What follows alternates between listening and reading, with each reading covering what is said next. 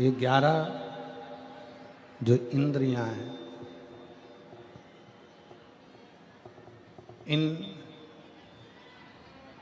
11 इंद्रियों में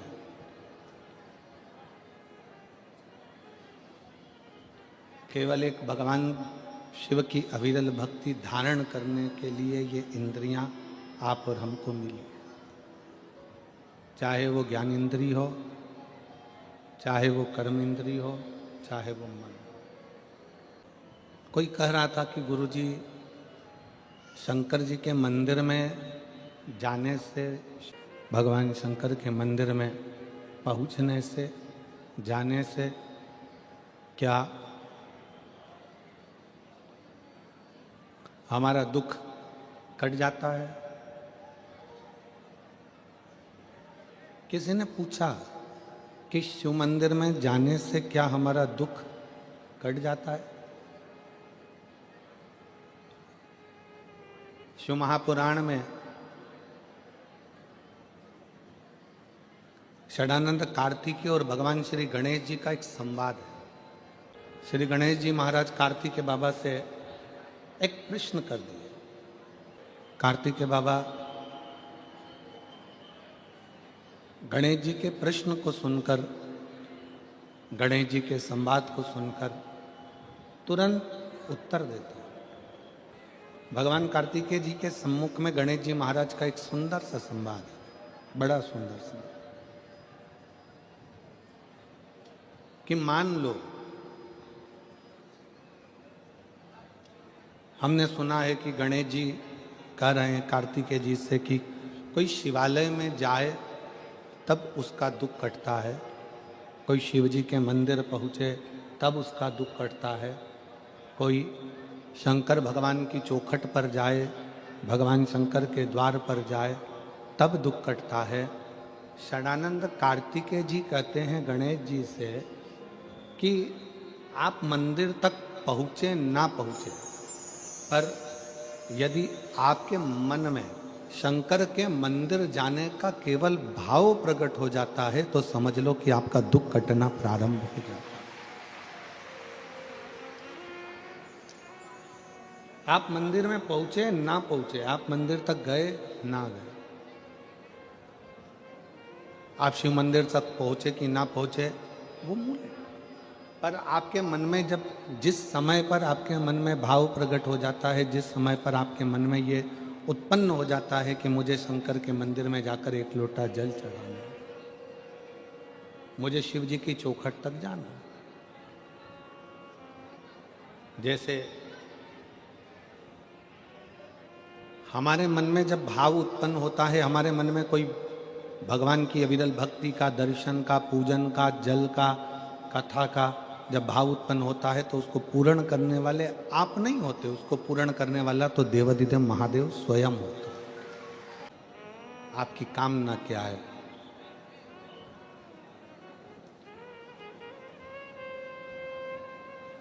शिव महापुराण एक कल्प वृक्ष है। कल्प वृक्ष का मतलब क्या होता है? जिसके नीचे बैठकर जो कामना करी जाए वो पूर्ण होती है। यहां कोई दूसरा नहीं है। शिव महापुराण पंडाल, शिव महापुराण जिस भूमि पर होता है 7 दिन वो भूमि तुम पंडाल में जगह नहीं मिले, हमने पहले भी कथाओं में कहा, अपने साथ में लेकर चला करो एक छाता, 2 पानी की बोतल, एक बिछाने का और एक ओढ़ने का। 2 पानी की बोतल किसके लिए? एक अपने लिए, एक अपनी अड़ोसन पड़ोसन पीछे वाली धड़ोसन के लिए। उसके अपन किसी को कुछ नहीं दे सकते, अपनी पड़ोसन को थोड़ा सा पानी तो पिला सकते हैं।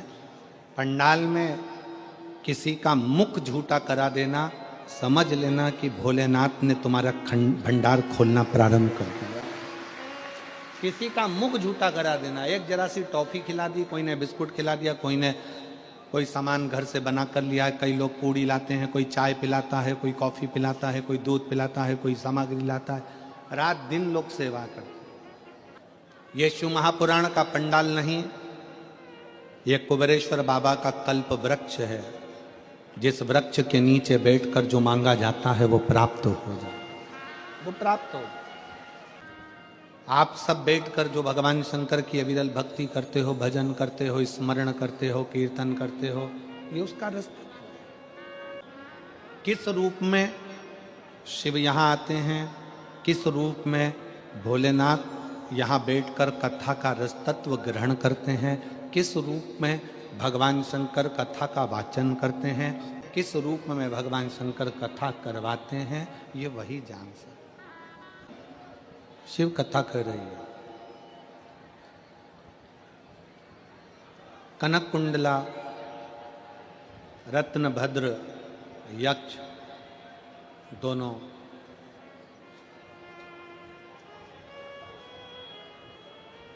गंधमादन पर्वत पर बैठकर भगवान शिव की आराधना कर रहे हैं।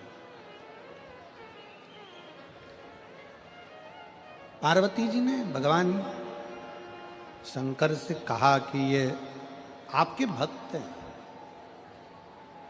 शिव उपासना करते हैं, इनकी झोली खाली रह जाए तो ये श्रेष्ठता कहाँ है। एक निवेदन सभी श्रोता बहन भाइयों से कथा आ रहे हैं और पंडाल में बैठकर जो सुन रहे हैं, जिस दिन दिल से हारो ना,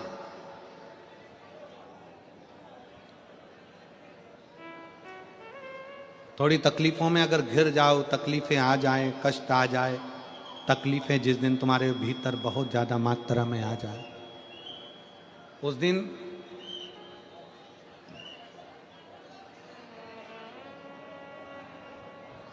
तीन बेलपत्र,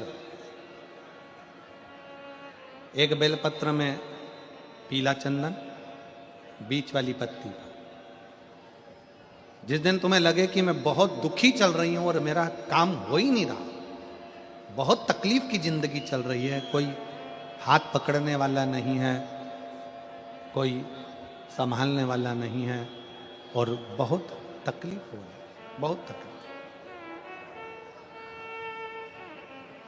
उस समय पर एक बेलपत्री के बीच वाली पत्ती पर पीला चंदन,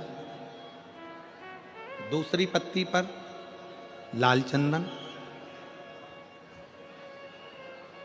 और तीसरी पत्ती पर 11 चावल गीले, पानी में उसको थोड़ा सा भिगो लें या धो लें, 11 चावल गीले शिव जी की उस पत्ती पर रखिए। सबसे पहला पीला चंदन का बेलपत्र, दूसरे नंबर पर लाल चंदन का बेलपत्र, तीसरे नंबर पर जो 11 चावल आपने धोकर रखे हैं वो हाथ की हथेली में रखना है और हाथ की हथेली में रखकर अपनी कामना कर कर भगवान शंकर से विनय कर कर पंचाक्षर मंत्र नमः शिवाय या षडाक्षर मंत्र ओम नमः शिवाय या श्री शिवाय नमस्तुभ्यम बोलकर उस बेलपत्र पर सीधे हाथ में रखकर उल्टे हाथ का स्पर्श कर कर बाबा से अपने मन के भाव कहकर शंकर के शिवलिंग पर उसे समर्पित कर दीजिए। एक ही लोटा जल, जहां से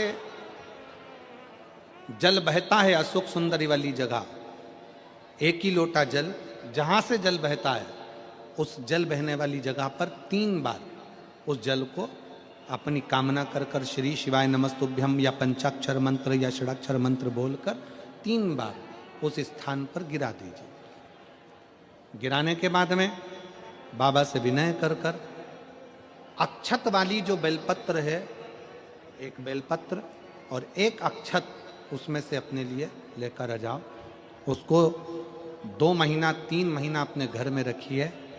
जितना भी दुख है धीरे धीरे बाबा समाप्त कर कर खुशियां घर में लेकर आता ही है।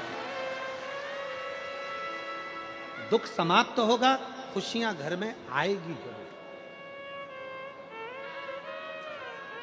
दुनिया का सबसे बड़ा डॉक्टर है मेरा देवाधिदेव महादेव, और दुनिया की सबसे बड़ी दवाई है तुम्हारा विश्वास, तुम्हारा भरोसा। ये दुनिया की सबसे बड़ी दवाई है। जिस दिन तुम्हारा भरोसा, तुम्हारा विश्वास प्रबल हो जाएगा, उस दिन शिव तत्व अपने आप प्राप्त हो जाएगा। शिव शिव है, देगा मुझे बाबा। कनक कुंडला ने अपने पति रत्नभद्र से कहा कि मुझे मेरे शंकर पर भरोसा है।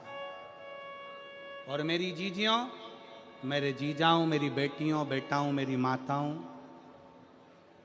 सूरतिया लालाओं,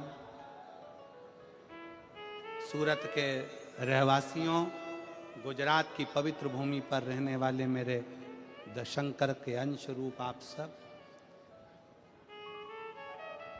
शिव महापुराण की कथा में दिखावे के लिए मत जाना। और जगह पर होती होगी कि वहां लोग दिखाने के लिए जाते होंगे। शिव महापुराण की कथा कभी दिखावे के लिए ना तो होती है ना होना देती। दिल से सुनो, दिल से कहो, दिल से सुनो और दिल से कहो। जब आप दिल से सुनोगे और दिल से कहोगे तो वो सुनेगा। कैसे ना सुने?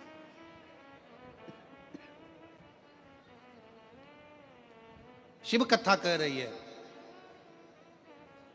कनक कुंडला रत्न भद्र तप में लग गए। शंकर भगवान से पार्वती जी ने कहा इसको कुछ देव।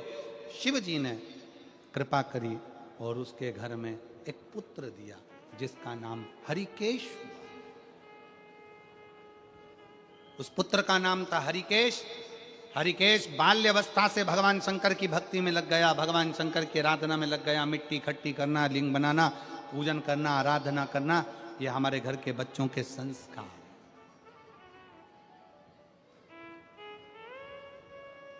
और संस्कार बहुत जरूरी है।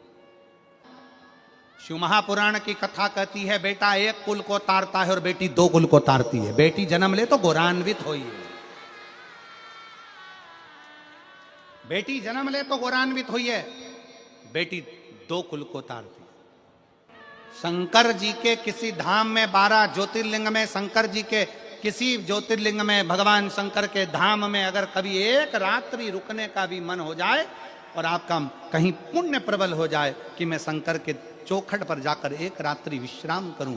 जैसे जैसे उस बहन ने, ये पत्र में इस बहन ने लिखा कि 6 साल से बेटा पड़ा हुआ था और उस माँ ने लिखा कि हम सीहोर गए, वहाँ विश्राम किया, बाबा से विनय करी, निवेदन करा। शंकर की भूमि पर, कंकर शंकर की धरा, कुबरेश्वर धाम की धरा पर लोग जिस आस से जाते हैं, बाबा वो मनोकामना पूर्ण करता ही है। शिव देता है। फिर मेरी जीजियों, मेरे जीजाओं, बेटियों, बेटाओं, मेरी माताओं, सती मैया ने जो गलती करी वो आप ना करिएगा। माता सती ने एक गलती कर दी थी कि कथा कुंभज बाबा के आश्रम में सुनने के लिए गई माता सती और मन में यह भाव लेकर आ गई कि इस शरीर को समाप्त कर दूंगा। कथा में बैठो, अच्छा सोचो, श्रेष्ठ सोचो, जन कल्याण का सोचो। कर्मनाशा नदी प्रकट हो गई। भगवान विष्णु ने भगवान शंकर जी से प्रार्थना करी कि प्रभु ये जो ब्रह्मा जी का सिर कट कर नीचे गिरा है, इससे लोग नफरत करेंगे, आप कृपा कर दो। तब भगवान ने कृपा करी और कहा कि ब्रह्मा जी का कटा हुआ शीश बट का पेड़ बनेगा, बट वृक्ष बनेगा और उस बट वृक्ष के नीचे भगवान शंकर स्वयं विराजमान होंगे और शिव जी का नाम बटकेश्वर महादेव होगा। बोलो बटकेश्वर महादेव की। भगवान शंकर का नाम बटकेश्वर हो गया। शिव जी बड़ के पेड़ के नीचे विराजमान हो गए।